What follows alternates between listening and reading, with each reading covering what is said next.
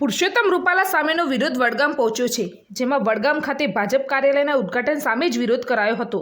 ક્ષત્રિય સમાજના લોકોએ સૂત્રોચ્ચાર સાથે વિરોધ કર્યો હતો, જેમાં વિરોધ કરનાર લોકોને પકડવા માટે પોલીસની ભાગમભાગના દ્રશ્યો સામે આવ્યા હતા।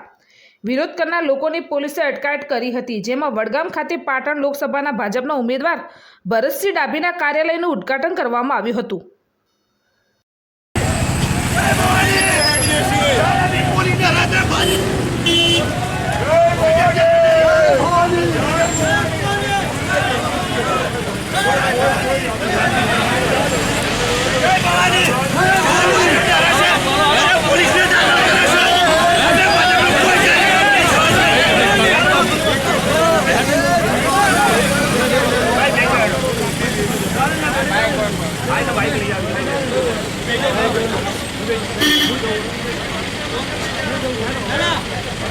जय भवानी।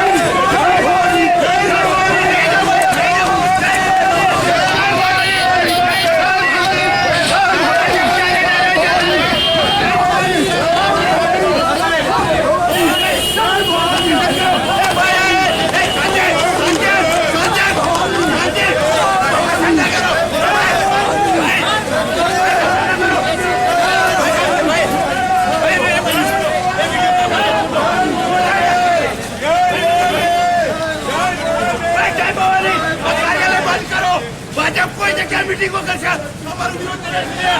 ક્ષત્રિય સમાજની અસ્મિતાનો સવાલ છે।